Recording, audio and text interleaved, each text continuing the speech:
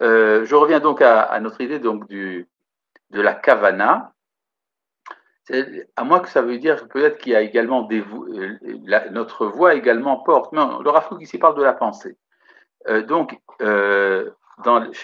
les kavanotes, le monde des réflexions des kabbalistes qui sont en général liés à la prière, mais parfois à d'autres domaines également, on pense à des noms de Dieu. Alors, vous connaissez, le nom de Dieu, c'est le nom de 4 lettres, Yud Kei Vav Kei, mais il y en a encore beaucoup d'autres, et sous des tas de formulations, des permutations de lettres, etc. Alors, le Rav Kook parle un peu de ça. Yechudim anu miyachadim, nous avons donc des intentions, des pensées unificatrices. Beshemot anu mechavnim, et nous pensons à des noms. Nekuda, parfois un point. Shamaim va'aretz chadashim u'leoehem atzurim sham. Un point comprend en lui un nouveau ciel et une nouvelle terre. C'est comme si un nouveau monde se faisait à travers un point. Hot, et s'il y a une lettre, si le point devient une lettre, ve'olamim mitgalim, des mondes se révèlent.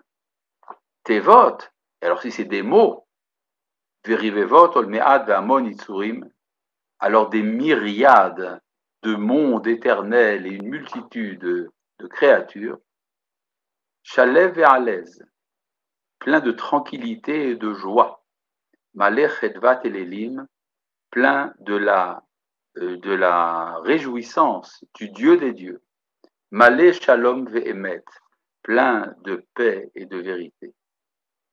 Vaneshama, Olechet, Umitakenet, l'âme va en se réparant. Bon, alors vous comprenez que ce texte est un texte pour kabbaliste. Pas pour n'importe quel kabbaliste, mais un kabbaliste doué comme le Rav Kook du roi HaKodesh. Il parle ici de son expérience intérieure. Cette expérience intérieure, qu'on appelle ici les kavanot ou les yichudim, c'est une forme de teshuva. Pourquoi c'est une forme de teshuva? Non pas parce que le Rav Kook a quelque chose à se reprocher. Ce n'est pas des péchés qu'il vient réparer. Il vient réparer l'écart qu'il y a entre l'idéal et la réalité. Si Myriam dit « mon Internet se coupe tout le temps », c'est peut-être à cause de la pluie. Il y a effectivement maintenant des orages, il y a la pluie, et alors, sait-on jamais, parfois ça pose des problèmes avec Bézek et tout le bazar. Voilà, j'ai eu l'amabilité de me mêler un peu également d'aspects techniques. Merci Rav. Je t'en prie, David, c'est un plaisir de t'aider. Bon, alors, voilà. Donc, nous avons fait le premier paragraphe. Comme vous avez pu voir, ce premier paragraphe parle de quelque chose d'énorme, en fait, la Teshuvah, qui inclut toutes les dimensions de l'être. Alors que jusqu'à présent, on parlait de la Teshuvah au niveau humain. Mais en fait, on devrait se poser la question de savoir, est-ce que pour faire Teshuvah, on avait déjà donné une réponse, est-ce que pour faire Teshuvah, il faut avoir péché? La réponse, non. La Teshuvah, c'est un mouvement de l'être. J'aspire à revenir à mon origine. Je n'ai pas besoin du péché pour ça. Mais là, la deuxième question, c'est beaucoup plus fort. Est-ce qu'il faut être un homme pour faire Teshuvah? Et la réponse, c'est que non. Tout être fait Teshuvah. Le cosmos tout entier, les mondes spirituels et matériels sont en permanent mouvement de retour à l'origine.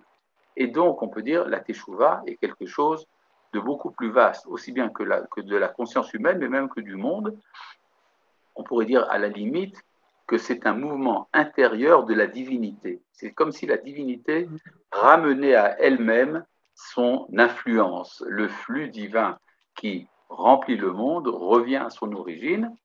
Et quand nous participons à ce mouvement-là, nous faisons nous aussi Teshuvah.